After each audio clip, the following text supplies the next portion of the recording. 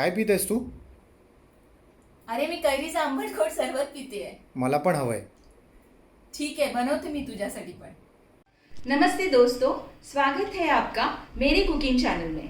आज मैं बनाऊंगी खट्टे मीठे आम का झट से बनने वाला शरबत।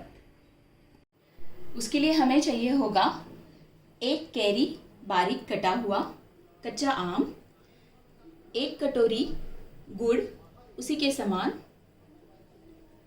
एक चम्मच काला नमक, चुटकी भर चाट मसाला, एक हरी मिर्च, नमक आधा चम्मच,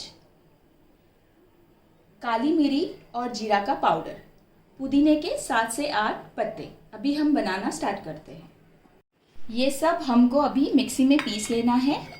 मैं एक कटोरी कैरी, एक कटोरी गुड़ और जो हमने सारा सामान लिया है, पुदीना, काला नमक, मिर्च, चाट मसाला, वो सब एक साथ पीस लेंगे,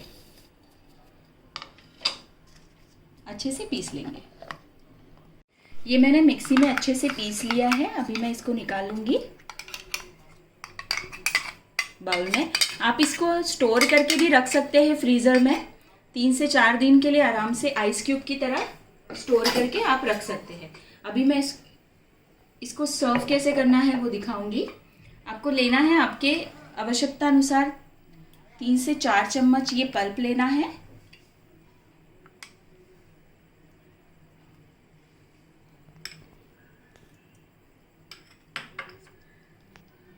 उसके बाद डालेंगे हम लोग आइस क्यूब और इसमें पानी मिला लेंगे। ये हर किसी के लिए अच्छा रहेगा, डायबिटिक पेशेंट के लिए भी अच्छा है। आप इसको पी सकते हैं। शक्कर के जगह पे मैंने गुड़ इस्तेमाल किया है। आपका तैयार हो गया है खट्टा मीठा कच्चे आम का शरबत। आप इसको घर पे ज़रूर ट्राई कीजिए। गर्मी के मौसम में ये बहुत लाभदायक है और बनने में बहुत आसान और पीने में बहुत स्वादिष्ट है। बनाइए और आपके फीडबैक ज़रूर शेयर कीजिए। मेरे चैनल को लाइक एंड सब्सक्राइब करना ना भूलें। Thank you.